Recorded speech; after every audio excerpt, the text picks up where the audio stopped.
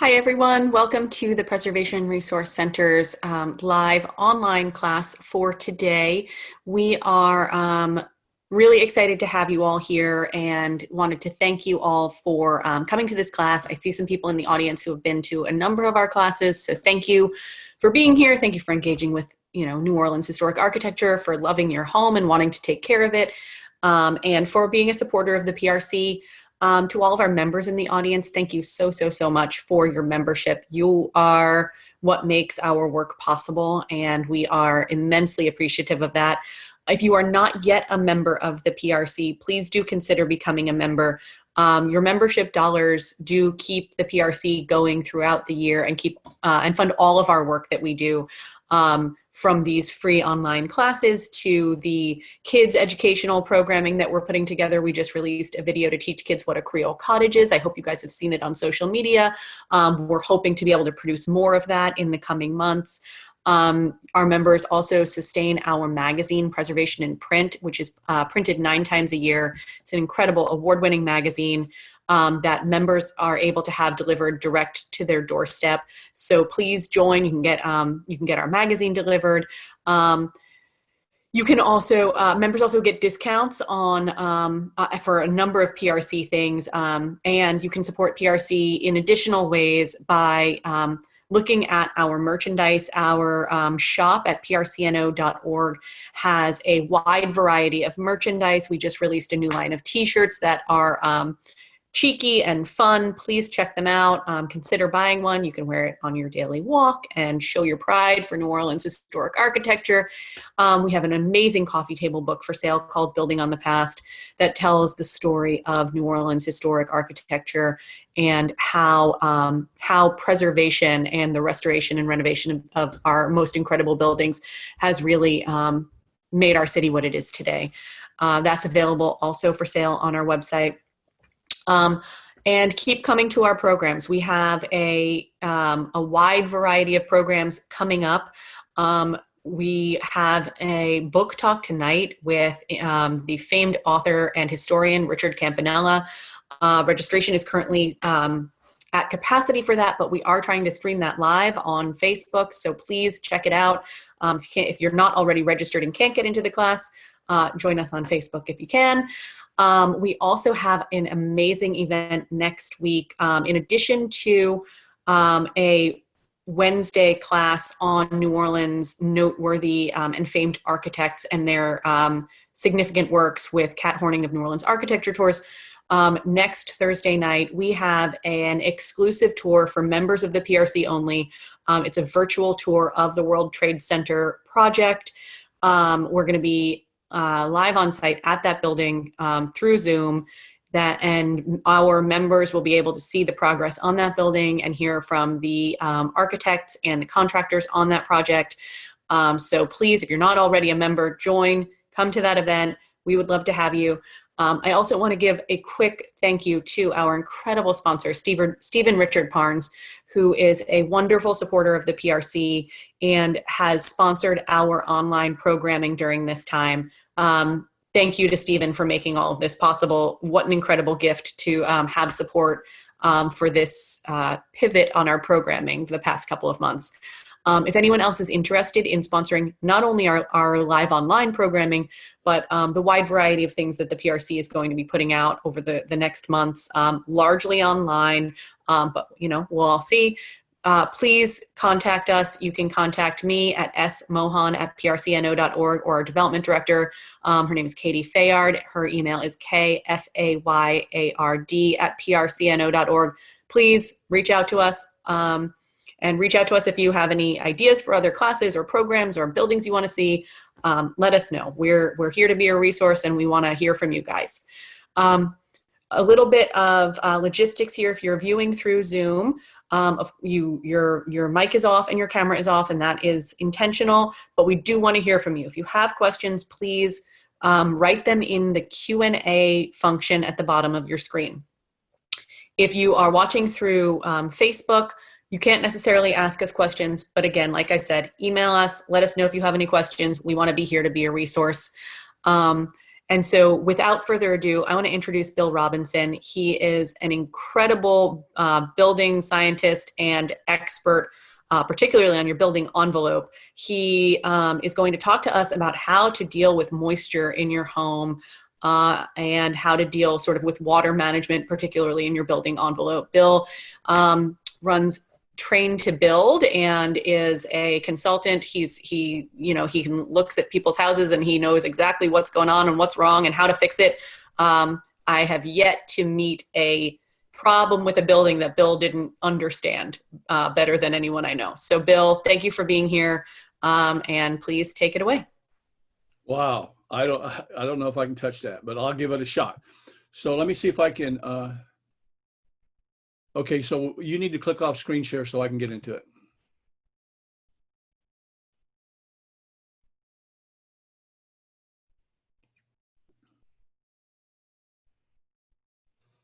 Okay, so now let's see what we got here.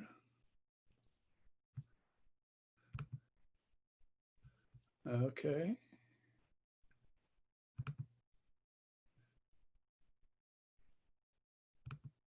So is that it? Do you have me now? Looks perfect. Perfect. Oh, well, you're setting a pretty high bar for me. Okay, y'all, it's good to see you. Como se va, right? I said that to somebody the other day up in New England and they go, what? Anyway, I still say what. So we're going to talk today about moisture, and just to kind of share with you a little bit about my approach to moisture. I worked down here for a long time previously offshore, came back in 2008 after Katrina, when I saw the way things were being done, the way things were being rebuilt, and got involved in doing moisture. And I don't think there's a better place in the country if you're interested in working on the building envelope or the building enclosure and dealing with moisture. We have 60 inches of rain a year. We have high humidity.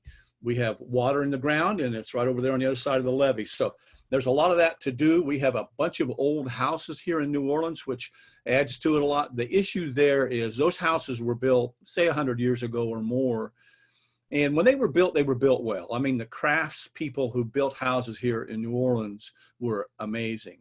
The thing about it is they didn't know what HVAC was. And sometimes I think we don't know what it is either, the way we do it. But the point is the houses that we're living in now were not designed for HVAC, for air conditioning. And as soon as you start to air condition them, you've changed the dynamic and all kinds of stuff happens. And I guess the good news is that's why I have a job. And then the bad news is I have a job, right? Okay, anyway, so let's go through the slides. And the first one here, I mean, there's so many beautiful houses to look at here in New Orleans. And rather than pick this house apart, I've done some work on this house.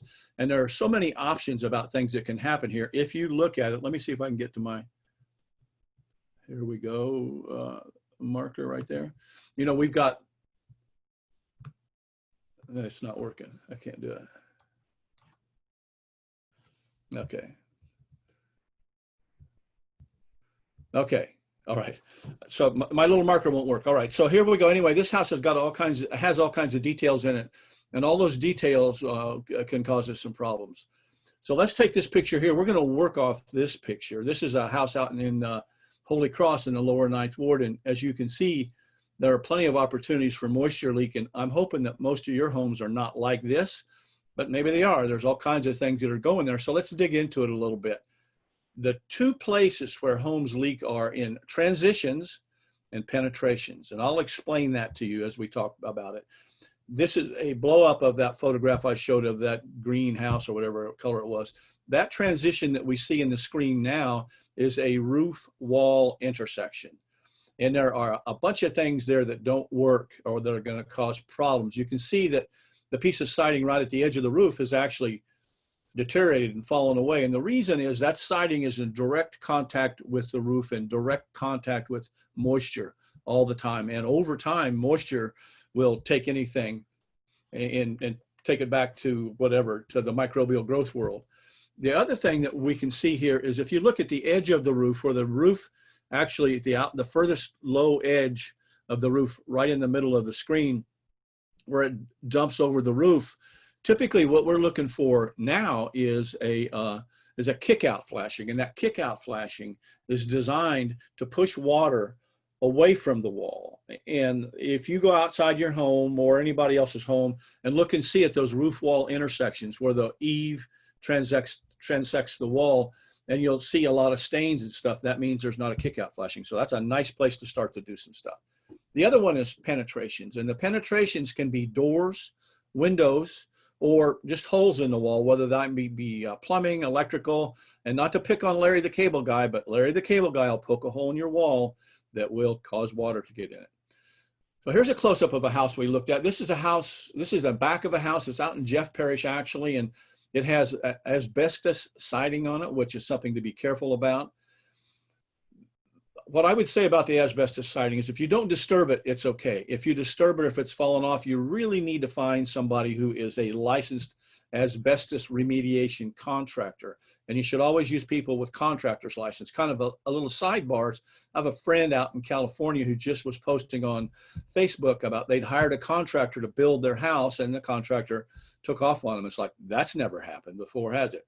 But the thing about it is it's difficult to pick contractors. My recommendation on picking contractors, and the reason I'm talking about contractors is I would not encourage you to work on that asbestos siding.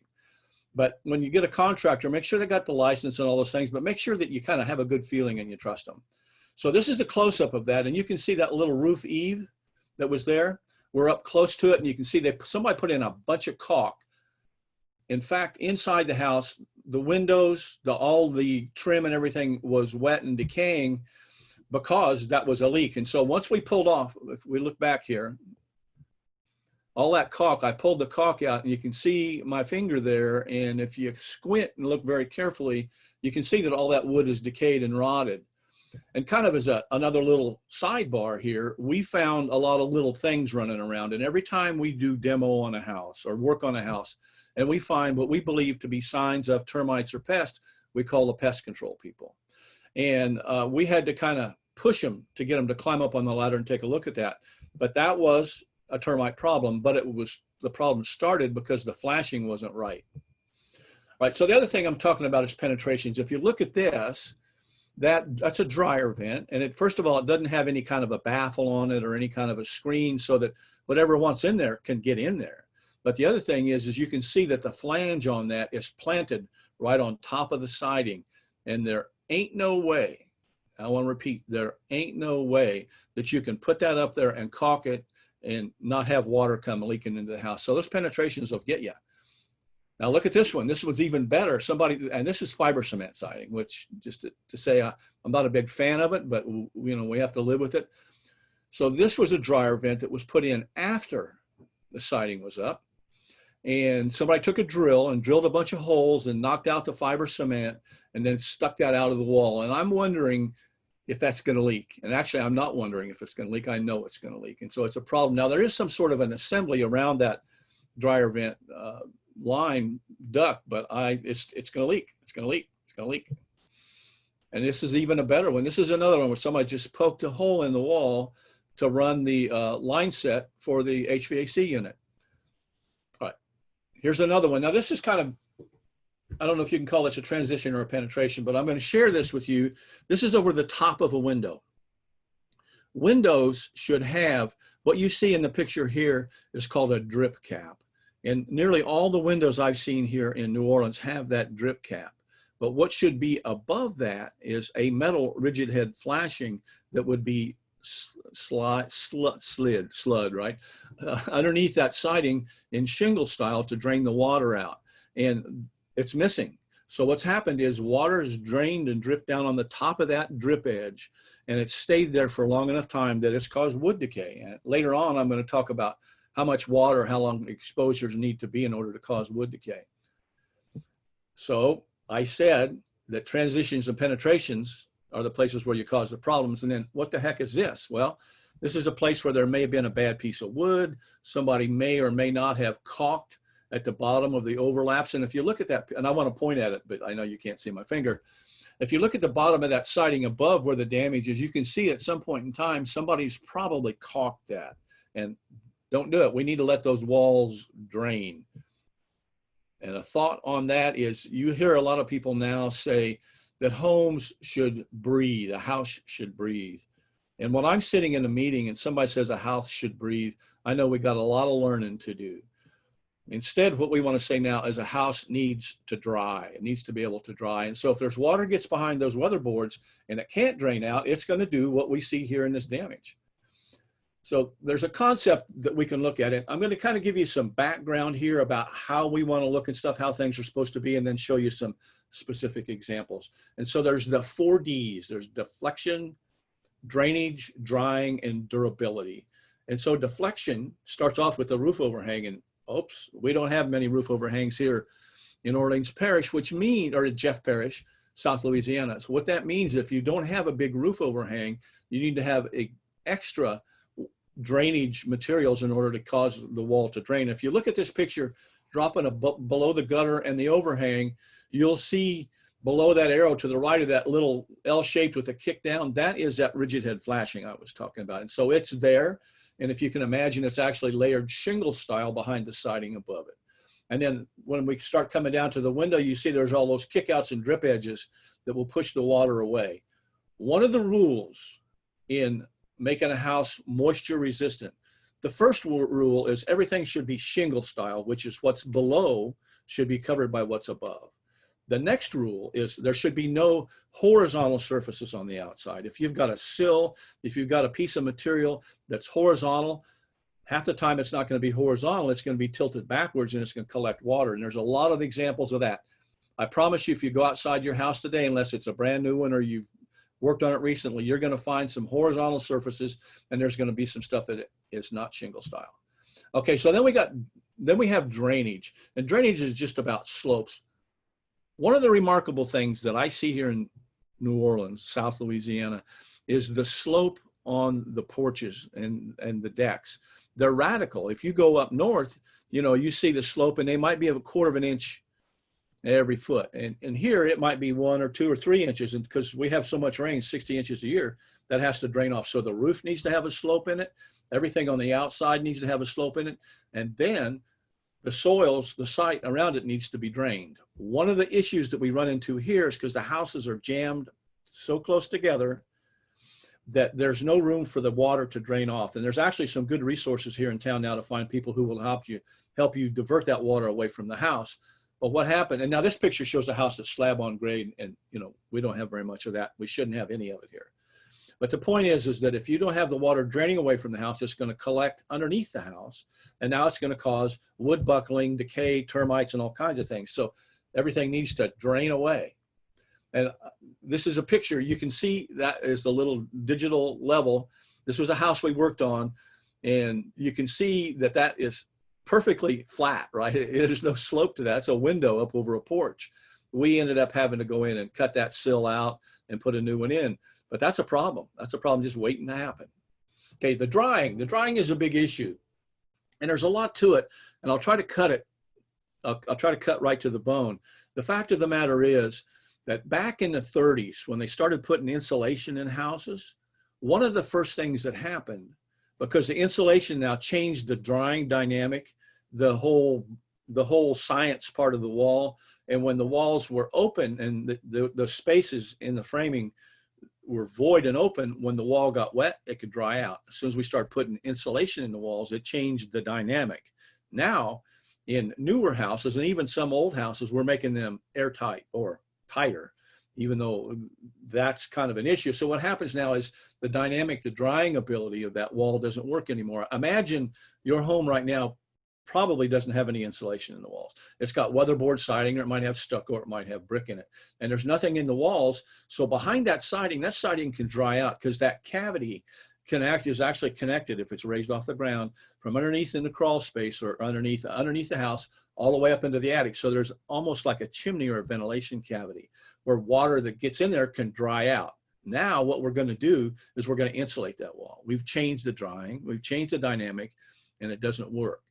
So in places where you're taking the siding off the wall, what you want to do is use something called a rain screen, which is just decouples, it just separates the exterior cladding, the siding, from the next layer in, which if it's newer stuff is going to be a house wrap, weather resistive or water resistive barrier, probably most commonly known as Tyvek, but that's a brand name, and there's a bunch of those house wraps on the market. So we've got the On the outside on the left here, we've got the weatherboards or siding, and then the dark things, that it's called core event here, or some vertical siding. What that's done is it's decoupled the siding off the wall.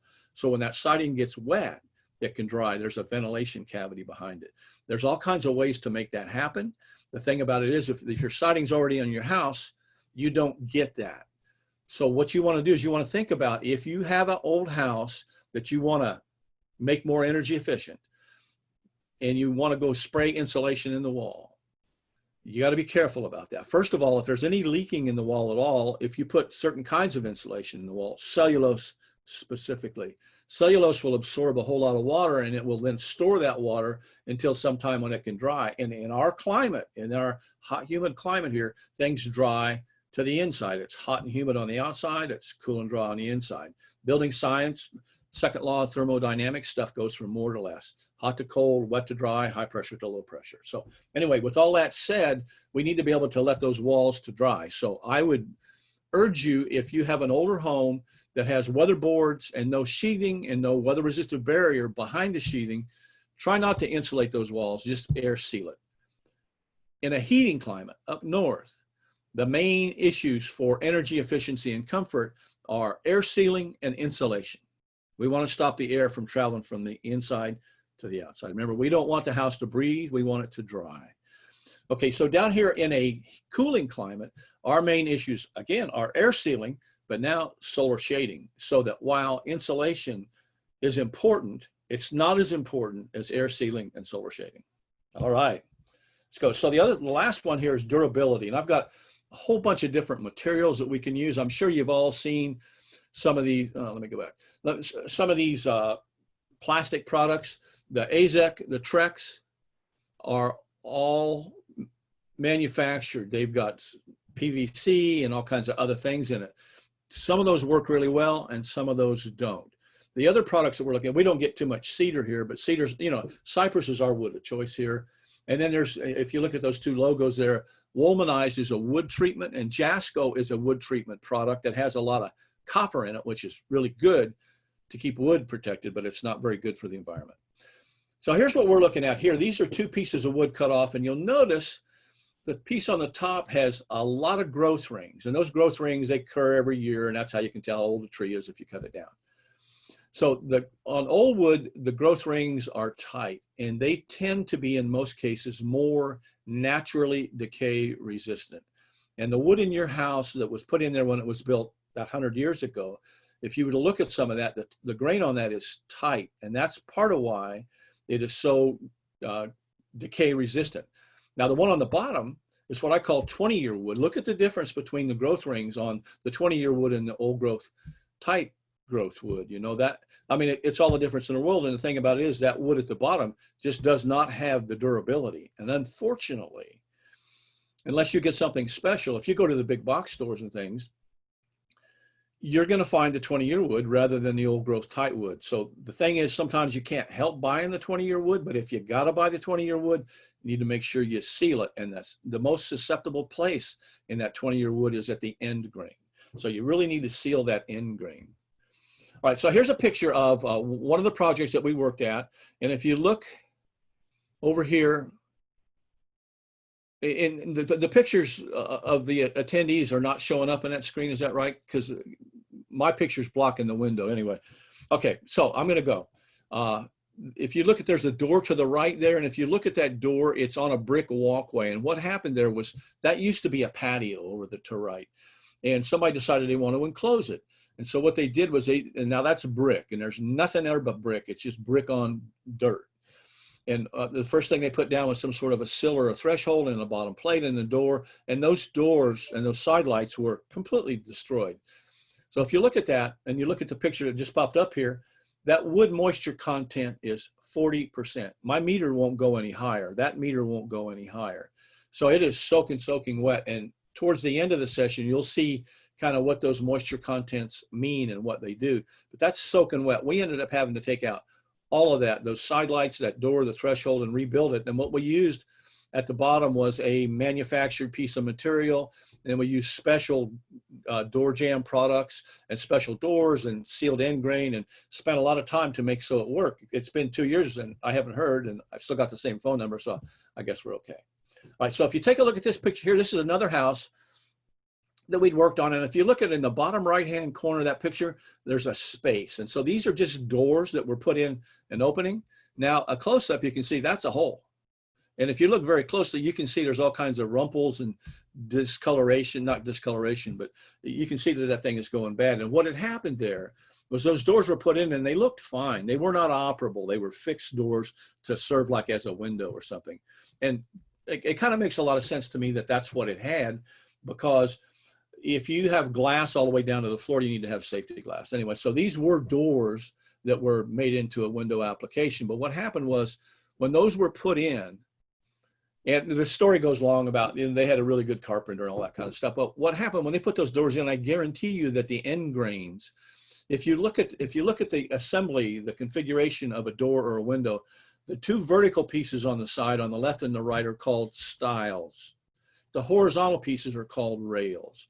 And so the stiles run from top to bottom, through and through. And so at the bottom of that door, there is an end grain that I guarantee you did not get sealed. And by the way, if there's any questions, you know what to do, right? Okay. So this is one, this is not here, but this is just an example of some of the things that we run into. What we have here is a roof, obviously, and a wall, and the roof return coming around by the window is, what's going to happen is this first, and there's no kick-out flashing there by the window. There couldn't be one, but the water off the roof is going to tend to drain right into that window. And I'm pretty sure that that window is probably not flashed and sealed correctly. So that's another place for problems. So as you're walking around your home looking for things to fix, if you have places where there are water channels, a lot of people say think like water. I'm not quite sure how to do that, but think what water might do. And it's mostly about gravity, right? Here's another good example. Now, this is an old building. This wood has survived for a long time, but this porch and the plinth block, and the porch is sitting right down on the concrete. And so what's happening there is we're getting capillary action on the wood, and the wood is absorbing the water. And first of all, the first thing it does is it blows the paint off. The osmotic pressure, this is going to be on the test too, by the way. The osmotic pressure will actually push the paint right off, and the next thing you know, we get wood decay. Here's another example of that. It looks nice, probably was really good a while ago, but is starting to fail. Now, this is the lack of maintenance, and I think I want to say this 100 times. What we run into, usually we get called when there's a hole in the wall, like on that one where I showed you those doors. I would urge you all to take a walk around your house, because you're probably stuck at home right now anyway, and take a look at these kinds of places that we're talking about here today, and see if there's something you can do to mitigate it. Add paint, put new caulk in there, do something, because it might cost you a few bucks now. If you call a contractor in to fix it, it ain't going to be a few bucks anymore. It can be extremely expensive and disappointing. So do it now. Do it now. Here's a house we worked on, and this is a house that was a one-story house. And so if you look at that, everything above that blue tape is it's an addition. And the reason we have the blue tape on there is because the way they did the addition. So on that wall, on that outside intersection, remember I said it's transitions and penetrations that cause the problems. And so that's a transition, that's an outside corner. Those are very susceptible. And what had happened is we went to work on another part of that job. But as we started chasing down the water and the damage, it took us to the corner, and it took us actually all the way around the corner. And what had happened is it just got wet. So I'm going to go back there. You see there we have, and in this picture right here, you can see that's the bottom of that wall, and that is totally destroyed. It's totally gone. Now the outside siding is fiber cement. So while it is not completely decay resistant, it's pretty durable. And so it's not necessarily going to wear out. But what had happened was we ended up having to, and finally the owner said, you got to stop. We can't keep doing this, because I've got more places here where this wall leaked. All right, so what had happened, there was an outside corner. It was an outside transition, was not installed correctly. It was not flashed, weather stripped correctly, and it got wet, fell apart. Now that's a close-up of that. So in case, if you look back, there's this, and this is the close-up. You can see that is, not sure what to call that. It's a mess, right? All right, so here's another example of something that we ran into. Windowsills tend to be a problem. Looking at windowsills, yesterday we did some water tests on 4 windows, and all 4 of the windows leaked.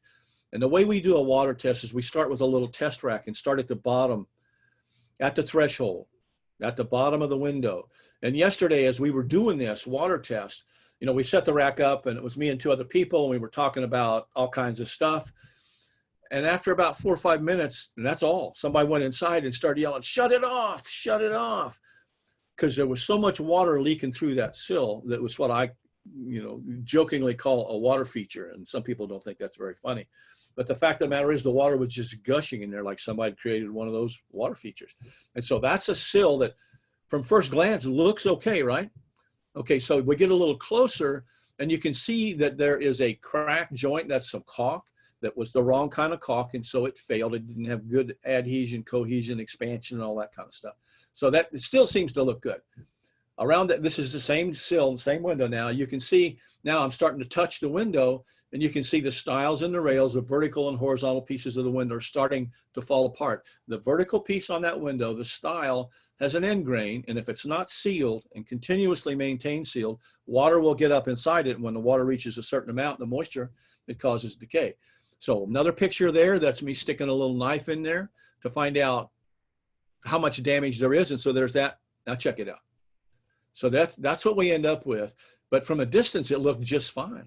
So I hope you all got a knife, or actually an ice pick is better, to go around and kind of poke some stuff and places where transitions, penetrations, semi-horizontal surfaces, there are certain places where you know what's going to happen. And of course, like that one photograph I showed, sometimes even out in the middle of the field it happens. All right, back to that house again. There's this. Now, the same house around the corner, this is a transition, a roof wall intersection. So we can see here that where that porch roof intersects with the wall, and there's a close-up there on the right. Now, when I pulled off and did some demo, we can see that, first of all, the fastener was what I would call an electro-galvanized fastener rather than stainless or double hot dip galvanized. The fastener got wet, it corroded, it got wet, it started to allow moisture to get into the wall, and you can see that that has started to decay. There you go. That, and as I dig in closer, that was a disaster. And in fact, inside the house, it was soaking wet, and I dried that out for, I don't know, a month. Finally, the owner said, "We got to put it back together." And so, you know, it's like, okay, whatever. All right. So it's still that same house. This was like a sample house. This was a fastener that had been put into the wall, and it was one of those electro galvanized fasteners. So as you walk around your house and you see little bits of rust and spots, somebody's put in an electro galvanized fastener. And if you start seeing the rust come through, you need to put something over the top of it, you know, some sort of a primer or some sort of a block or something. And in this case, I would use oil-based primer. So that's what started it right there on the right, was that's a button cap fastener that's used to put on house wrap. You can see that the nail was rusty. When we popped it out, it actually created a channel for water to get inside the house. That's out in the field, right? So that's on that same house again. And you can see I'm using my moisture meter to get the moisture content of that, and it's 27.8. So kind of keep that in mind as we get towards the end, and you'll see that 27.8 is right on the edge, running with scissors. Now, y'all got windows in your house, and hopefully you still have the old wooden windows. If you look at this photograph here, you can see that on the inside that the glazing putty could have been leaking. There could have been a lot of condensation. When the glass gets cold enough and the hot humid air from the inside hits that glass and it gets condensation, that water drips down, and you can see that that window is seriously in need of repair. And rather than wait that long, you can get ahead of this. If you see some staining or some discoloration, go in and take care of it now. Seal it up. I wouldn't caulk it on the inside, but you can put paint and other kinds of things in it. All right, one more thing here on this, not one more thing, there's a ton of it. So we see this is a house with a 14-foot ceiling.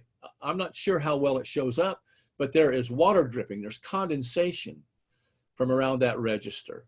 And what's happened there is that's a 14-foot ceiling, the air leaky house. So there was a lot of air infiltration into the house, a high humidity, a new air conditioner. The air conditioner, the new one puts out colder air than the old ones do. And so the air that was coming out of the register was below dew point, and the humidity up there was higher. The humidity in every house is going to be higher at the ceiling than it is at countertop height. Humid air, just like warm air, is buoyant. It floats to the top. Here's another example. This is one where the water had actually evaporated, but it had left a stain. So it was the same kind of thing that had happened there. Here's another one here we see on your windows. This is where a sill on the outside was leaking, and it was leaking through and staining the drywall. So that's the other thing to look at. Go around and take a look at your windows, and those, I call them little fantails, that if you're starting to see that, you need to fix it now. And the short fix. And by the way, everything I'm talking about here, I'm not suggesting that you go out and buy $20,000 worth of tools and start a carpentry shop in your house. These are things that I think that you can do with a caulk gun, a paintbrush, and a putty knife, right? Maybe a hammer and a couple of nails and a saw. So in this case right here, though, my solution without being able to be there would be to raise up the window, clean up the sill, and where the jamb and the sill, the vertical and the horizontal pieces meet, there's probably a gap there, right? This one is a buckled wood floor. And this is what we see a lot of that too. Now we're going to start seeing buckled wood floors as the humidity comes up. And whether you like it or not, last year was the busiest year I've had in a long time because it's getting warmer. That's just the way it is. And I think it's going to be actually, even though we're supposed to be staying home now, I'm starting to get a lot of calls. So what's happened here is that this house is over a crawl space, and it was wet in the crawl space because the drainage wasn't good. The actual area in the crawl space was lower than the surrounding ground outside the crawl space was. And so it was like a pond and collecting water. And so the hot, humid air was coming up, and it was actually coming through the floor, going from hot and wet to cool and dry, and it causes the wood to buckle. Happens all the time. There are solutions for that. If you have on your home something like this, this is obviously a place where somebody had water leakage and water problems with their sill on their window, and rather than fixing it, they just put some aluminum flashing over the top of it, which used to be pretty common. It doesn't work. It doesn't fit. So if you see aluminum flashing on your sills, know that you're going to have a problem. You're going to need to fix it, take care of it now rather than later.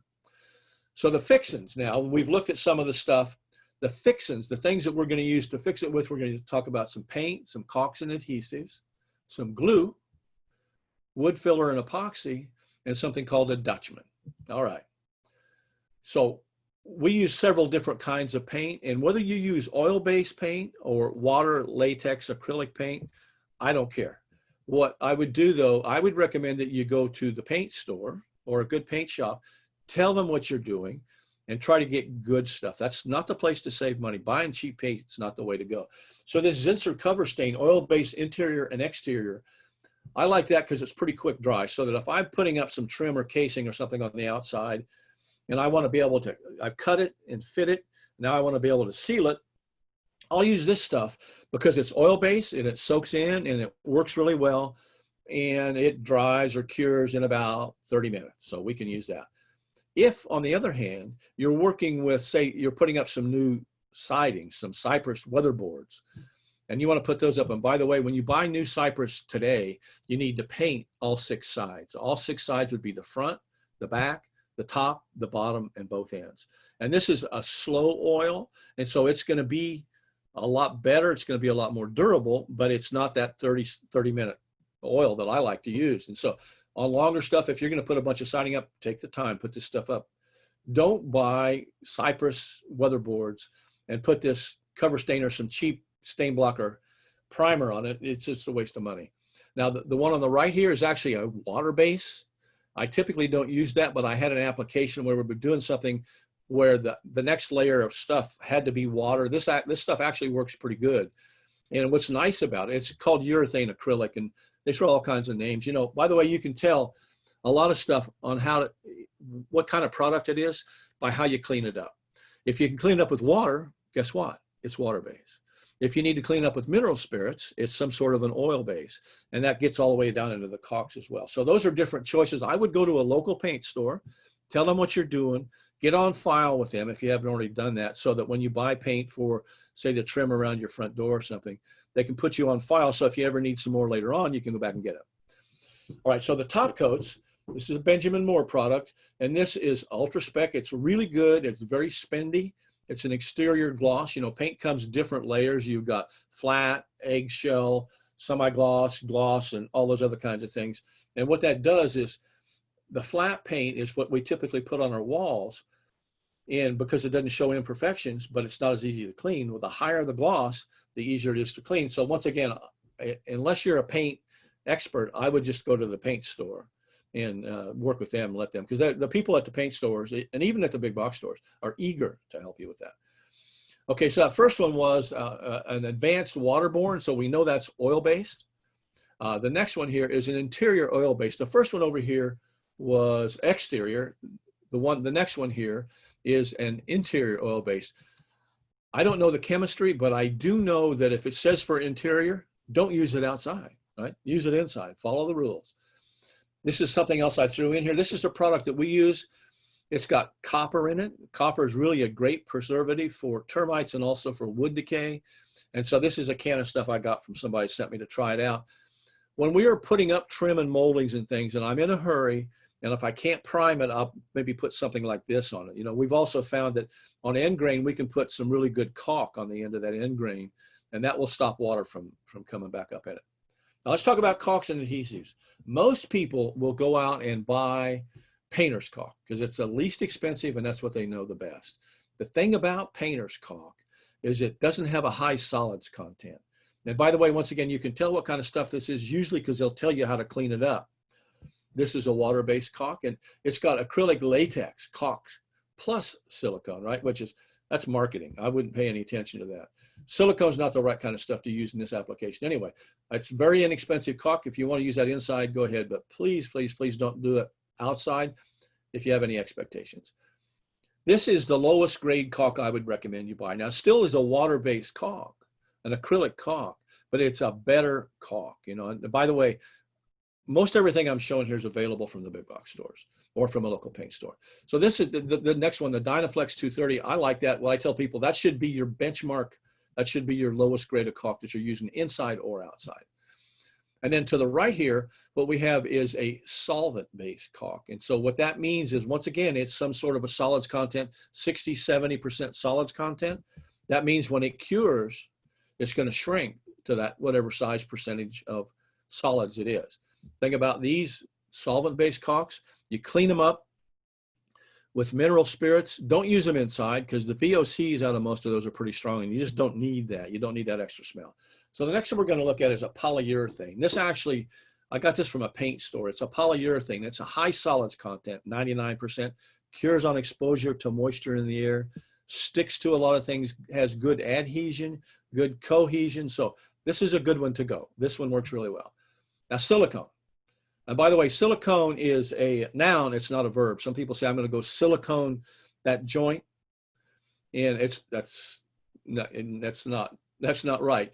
You should only use silicone with some exceptions in wet areas, in the bathrooms, in laundry rooms, and things like that, because it wasn't designed for using on the outside. So a lot of times it's not paintable. The thing about it is it's high solids content, cures on exposure to moisture in the air. So it's a good product. Now, this particular one, you can't buy at the big box stores, but there are other places you can buy stuff. And then the last one here on the right is a Dynaflex 800. I've come to find out that this is not available at the big box stores, but there's another similar brand called Dynaflex Ultra. High solids content. It's a cilial terminated polyether, right? Or it's a modified product. So it's got a lot of chemistry mixed up in it. But the fact of the matter is it cures on exposure to moisture in the air. And it's got great adhesion and great cohesion. So I like this above all other caulks and sealants, except in instances where I need to use silicone. All right, glues. Okay, so Titebond makes there's a lot of good glues, you know, Elmer's and all that. But my go-to glue is Titebond, and it's hard to see that, but this is called Titebond 3 Ultimate. It's meant to be used on the outside. It's exterior. You can use it on the inside. So rather than buying 7 different kinds of this kind of caulk, I just use Titebond. And Titebond 3 Ultimate. It works really well. It needs some clamping to hold it together, but it's good and durable, works on the outside. Now, the one in the middle is kind of a cool thing. It is it's like a super glue, but not, you know. And so what it is the little tube on the right is got that super glue stuff in it, and the can on the left is an activator. So with this stuff, if you've got small things to glue together, you can actually drop the gel on, spray the activator on, put it together 30 seconds, and it's done. It's sealed. So that's a great product to use if you're in a hurry to put stuff together. And the last thing here, and there's tons of other glues, but these are the three I'm going to focus on, right? This is also a Titebond product, just because that's what I have. It's a polyurethane. So going back to the polyurethane caulks, high solid content, cures on exposure to moisture in the air. And what's nice about this, it really sticks well, but also if you've got gaps in a joint where you're making a connection and there's some gaps or voids or holidays, this will tend to fill those up. So we use that when there's kind of a rough thing we have to fill up. Now let's move on to the wood filler and the epoxies. This is probably the simplest one to use. This is a two-part, and so underneath the lid there's a little activator. It's like Bondo, but it's not Bondo. Now, just as a little history on that, back in the day, we used Bondo on the outside, found out that it wouldn't stick and it would fall off often. And so this Minwax wood filler works pretty well. Now Bondo actually they've changed their formulation to do this. So this Minwax is a pretty good, quick, it's kind of spendy, but if you need to fill some small holes, that's really good to go, right? Okay, here's another one. This is a two-part, and this is called Varathane. This is available from the big box stores. I think the Minwax you can get at hardware stores like Ace and stuff like that. The Varathane, the one on the right, you can get that, I think, at Lowe's or one of the big box stores. This is a two-part as well. Works really well, and you see it's good for interior and exterior. Won't crack, split, or shrink. It's paintable and stainable. How can you do any better than that, right? Okay, this is what you see most people using, I think, when you talk about carpenters and window restorers and stuff. It's an Abatron wood epox product. Sometimes you can find it. Actually, there is a couple of lumber yards here. Liberty sells this, or you can get it from the Amazon. This is a two-part epoxy. Whereas going back to the, let me see if I can get back here. Okay. No, come on, let's go. That's what I want. Going back to the Minwax, you know, you get a golf ball size out and you put a little daub as big as a pea or something on there. That's how that activates it. So it doesn't take much activator to make it work. Same with the Varathanes. With the wood epox, with the Abatron, it's 50-50. So you take, you know, a chunk of one and a chunk of the other, and you knead it together. You mix it together in your hands, and you can apply it. That stuff sticks well. It's sandable. It's a great product if you've got, say, like on a front porch and you want to patch up a crack. And the issue there is to determine how you want to make your fix. If it's an irregular shape, I would use that Abatron in a heartbeat. Now, there's other products on the market. This is the one that I'm looking at.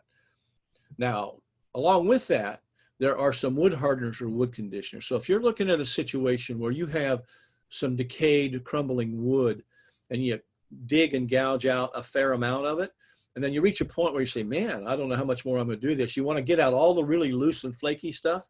And you can even put the Minwax, which is a single part, or the Abatron liquid wood, which is a two-part. I think the Abatron is better. I think it's more effective. And so you put that on the wood and let it soak in. And what it does is it conditions or hardens the wood. And so if you've got some wood that you think you can leave, but you still want to fill, you put in this wood conditioner on top of it, and it's good to go. Now, you want to be thoughtful about this. There's some really good products. There's a product out there for a company called Smith's. And the Smith's product is really probably the best wood conditioner out there, but it is so toxic that I would not use it at all. You know, we've used it, but it's just not a good idea. So you want to stay away from that. The Abatron works really well. The Minwax you can buy usually from the hardware stores. All right.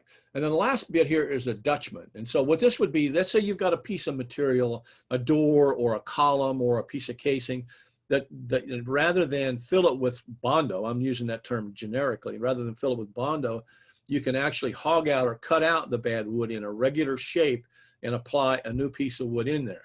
Now, I'll tell you that I'm looking at that picture there, and I'm thinking that probably that door is made out of maybe Doug fir or something else. And that piece of wood looks to me like some pretty light pine. I would not do that. I would want to find a similar kind of wood. Thinking about wood grain and wood species, sometimes you can't find the right kind of stuff, but there's a ton of really good wood around here. Longleaf yellow pine, heart pine is excellent. Sinker cypress is excellent. There's places where you can buy that. Spanish cedar and other things, but the Dutchman goes in like this, and you can see that on this particular application, somebody has put a Dutchman in there, sanded it down, and you can't see it. because they put it in, sanded it down, made it smooth, and paint over it. You'll never know it's there. A good Dutchman should never show. All you need, right, is a chisel. Let's talk about moisture a little bit. On the inside of a house, moisture contents. And if you look at our chart here, what we're concerned is the bottom right, the nice dark blue. Interior moisture content is, they're saying, is 11% average moisture content. That's on the inside of a conditioned house. Now, that's pretty accurate, but you look at that 58 to 63% relative humidity, that's too high. I would not want the relative humidity in my house or your house to be 58%. I want it to be 50%, which means that the relative humidity or the moisture content of the wood is going to be lower because the wood will equilibrate to the relative humidity. So inside should be, once it's air conditioned, anywhere from, let's say, 8 to 12%. Then that's okay. We're okay. And okay, you can see my pinless moisture meter here. I'm on a subfloor, and that's a wood reading. And you can see where the green is, and we're in the red. And so that subfloor is soaking wet. It's soaking wet. So what's happening is underneath the floor, it's wet underneath in the crawl space. And that hot, humid air is equilibrating. It's coming up through the floor. It's getting the bottom side of the floor wet, and then it's moving through the floor, and it's raising it up higher. So that floor, if it's not buckled now, it will be buckled soon. And so that requires some fixing. And basically what has to happen there is there needs to be some way to put down what I would call a vapor control layer. It's some way to stop the vapor drive and the airflow up against the bottom of that. And insulation is a way to go as well. And I think I can probably raise some eyebrows here with this, but we have found the best way to mitigate that problem, aside from improving the drainage, is to spray closed cell spray foam underneath the floor. And I know that's, oh my, well, if I had a better way to do it, you know, I would be doing it. And just to let you know, 2 or 3 years ago, I was totally against, being aware of historic considerations. I was totally against spray foam in the floor or in the attic space. I don't know how else to fix it. So what we do here when we've got those high moisture contents is we wrap underneath the building with some sort of plastic, put dehumidifiers in there to lower the moisture content of the subfloor, which the joists in the subfloors, to 15%, and then spray foam it. Now we've actually started adding a product from Nisus called Boracare and Mold Care. And so that will help to mitigate termites and also wood decay. That's costs more money, but that's where we're going with it, right? Okay, so let's look at our chart right here. We talk about moisture content of wood, and this is a lot of a chart. You can Google equilibrium moisture content of wood, and this stuff comes up. But if you look at the temperature on the left line and the humidity on the right line, let's just take a look here at 75% relative humidity and go up to 100 degrees, just cause it's easy to do. The equilibrium moisture content at that would be 13.6. So we're still okay, but as we start clicking over to the right, above 80%, we start getting into the danger zone. Just to let you know that the moisture content of things that we use in our homes is based on relative humidity, unless it's got bulk water on it. That's all there is. So this is underneath the floor. You can see here, I've got 2 different readings. One of them is 32.2, and the other one is 40. Meters pegged at 40. That's a subfloor, soaking wet. We can save it, but it needs to be paid attention to. That's causing buckling. There's going to be microbial growth in there too, so we don't want that, right? Okay, moisture damage points. When the moisture is at 28% moisture content, you get wood decay, right? When it's at 21% moisture content, you get microbial growth. Now that's even on walls and things too, right? That's where it grows. Now what'll happen is it will continue to grow sometimes to down to 16% moisture content, depending upon what kind of microbial growth it is. That's why I say 15% is the magic number. The thing about it is, if you look at our chart back there on the outside, we hit 15% moisture content on a regular basis around here. So somewhere between 17 and 15%, you get wet wood termites. Once again, we're up there in that danger zone. Building code says you need to sell wood products at below 19% moisture content, and that doesn't work for us right here. Okay, so the point here is that you want to, if you're drying things, don't cover anything up before it's 15% or lower. Preferred relative humidity in your house is 40 to 60%. Ideal is 50%, because at 50% or lower, dust mites don't grow, and we all want to be healthy in our houses. So that's kind of what that's at. So, wow. In fact, that's the end of the slide here. So that's me, Bill Robinson, train2build.com, okay, and that's me. I'm hoping that questions. We do have some questions, Bill. First, I do want to jump in on the insulation topic. I know it's a really controversial topic. Bill's not wrong. The building science says certain things, but it's important to note, particularly because you're here with the Preservation Resource Center, that historic preservation best practices aren't always in line with building science best practices. They are looking at very different things sometimes, and sort of managing for different outcomes. So according to historic preservation best practices, spray foam insulation is not generally a good idea. One of the main things that from the preservation field that they're looking at is whether or not something is reversible. So obviously closed cell or any spray foam insulation is not going to be reversible. So the building materials, those historic building materials that you have, are therefore they're compromised by this new building material. So keep that in mind. And anyone that is considering insulation, obviously moisture management is of the utmost importance. You can't preserve your historic building without managing the moisture on that property. But do keep in mind that you're going to want to check with historic preservation standards also and look at the age of your building and the building materials that you have in that particular building, and get all of that stuff to be able to sort of work together. I would recommend just doing your research as much as possible. Talk to people like Bill, look to the National Trust for Historic Preservation, call us at the PRC. It takes a lot of that information, and literally every property is different because you're going to have a different combination of building materials and renovations over time. And you have to make sure it works for your building in particular and for your priorities. It's really about what works for you and what you value in your property.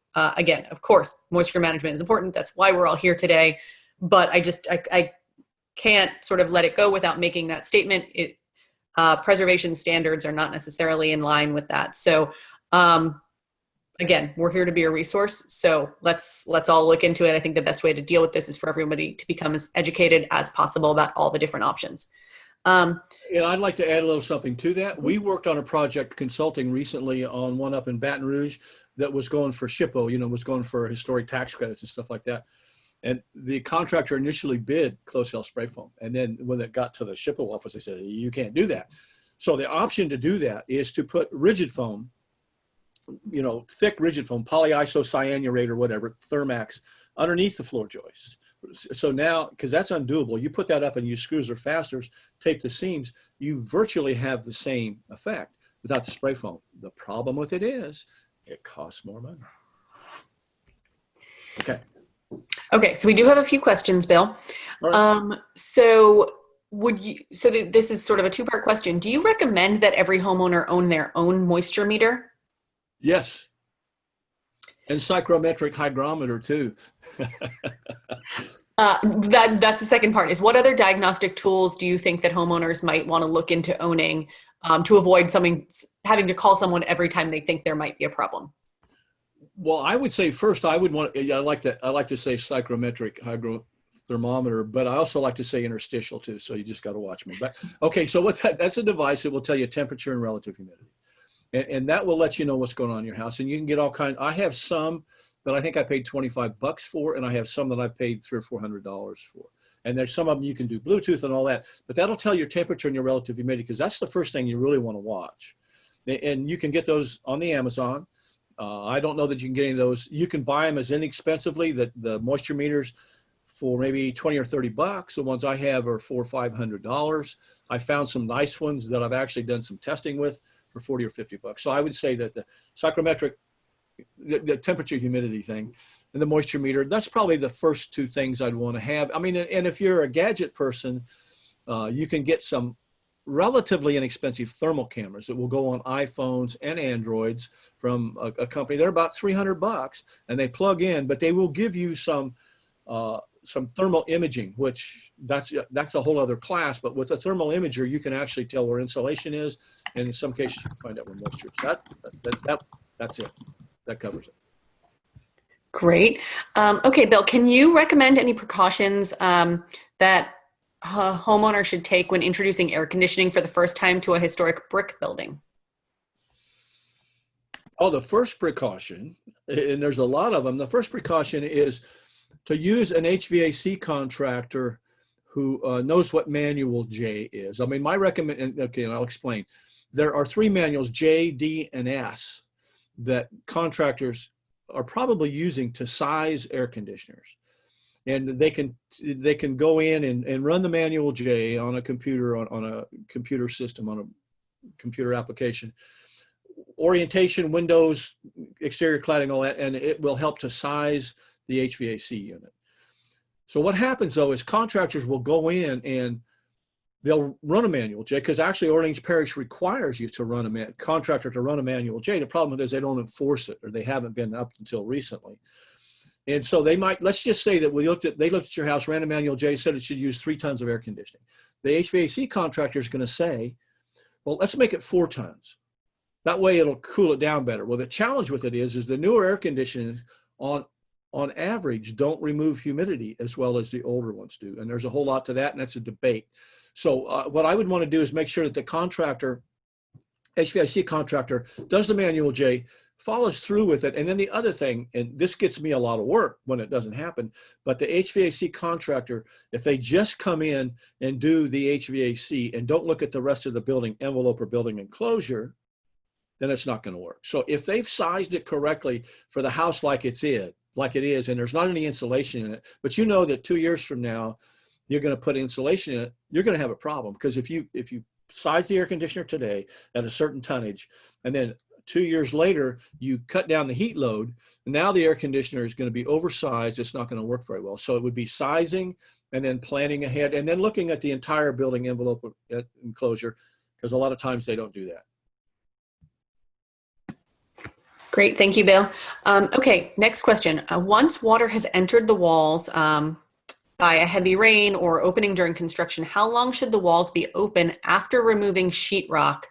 And do you recommend any sort of mold or mildew application before reinstalling new insulation and sheetrock? Sure. First of all, 15%, right? That's the number. We want to keep it below 15% moisture content, because we know that there's not going to be any significant microbial growth or any kind of wood decay. So that's a good number. Go for 15%. And by the way, you know, like I probably have 6 or 8 different moisture meters, and I can take each one of those moisture meters and take a moisture reading. Some of them are pinned, so they're actually destructive, and some of them are pinless, and all of them have a different reading. And so I'm willing to, within a couple of points, it's like, you know, this isn't rocket science. This is just basic stuff. So let it dry below 15% moisture content. Don't cover it up ahead of time. A good example of what happens there is after these flood events that we have all too often, people will be in a hurry to get back into their house. I saw up in Denham Springs after the floods in 2016 where there were trucks from the big box stores unloading drywall the day after the house was gutted. And I was working on houses adjacent to it, and we were running dehumidifiers, checking moisture content in the slabs. The house was soaking wet. They're going to cover that house up, and it's going to fail. And that's happening every day. So, okay, so let it dry to 15%. The other thing is, you say, what can you spray? There's a company, I'm not selling anything, it's just I'm just aware of who it is, called Nisus, N-I-S-U-S, that makes a product called Boracare, and all their stuff has borate in it, which is a great product. They have one called Boracare that's mixed with another product called Mold Care, and this is what I recommend people spray. Like I've got a job right now where it's a new build, and they've got wet underneath the house, and they're going to put spray foam in it. They're going to put closed cell spray foam. And so the recommendation was let the subfloor get below 15% moisture content, spray in the Boracare Mold Care, cover it completely with somebody who knows how to do it, and spray foam it, and you're good to go. So Boracare Mold Care. Okay, we only have time for a couple more questions. I know it is a few minutes after 3. I want to be conscientious of everyone's time here, but we have a few more before we wrap up for the day. Bill, what do you use to secure the air barrier to the wall, if not with capped nails? Oh, that's a killer question. We're still trying to figure that out. First of all, you know, you can use double-sided tape. They make some double-sided tapes that are absolutely incredibly adhesive. They use a double-sided tape to stick the trim on the outside of your car a lot of times. You can do that. You can get stainless steel cap fasteners, minimize the number of cap nails. The other thing is, if you're going to use a cap nail with a electro-galvanized a button cap with the electro-galvanized fastener. And you can see that that's shiny because that's what it is. You can put a little coating of a little daub of that good caulk I was talking about. Some of those last ones I showed you, the high solid content. That's all you can do. Now, they have some self-adhesive flashings, but we're not going to go there. Bill, do you require that a contractor, or should a homeowner require that a contractor paint the cut ends of drop siding? The cut ends, yes, no doubt, no question. That was nice. That was an easy one. Yes. Okay, I think this is the last question. So someone's saying that they've noticed that their house gets mildew on the siding, but none of the houses, the neighboring houses, have the same problem. So she's, this is a very specific question. She's saying that there's foam insulation in the roof and cellulose in the walls. Could the mildew on the siding be caused by a big differential in the exterior and interior temperatures? That's a tough one. You know, that's one I'd have to take a look at. How close are the adjacent houses? Is it the north, south, east, west side of the house? You know, mold or moss or whatever you want to call it will grow on the north side of the house everywhere because it's not getting sun, it's not drying. And so if it's in between houses, it's just not going to dry. I mean, I live here in a place where the houses are, you know, arm's length apart, and the walls in between the houses they're covered. Now, here's the thing to think about with that too, though, is that microbial growth, mold, needs 4 things to grow.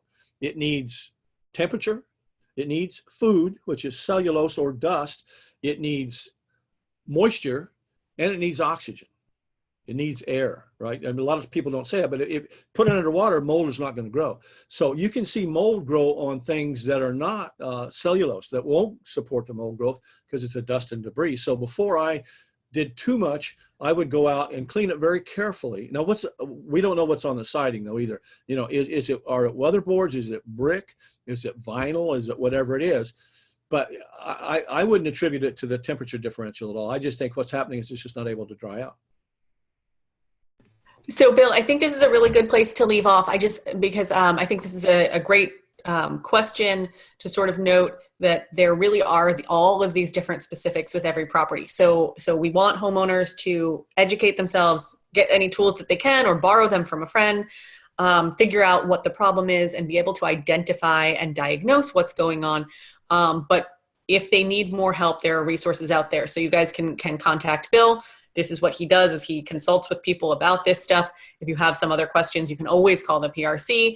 If we don't have an answer, we can connect you with professionals like Bill who will be able to help you with things and to find out what's actually going on with your individual property and the exact specifications of that particular property and all the building materials you have there.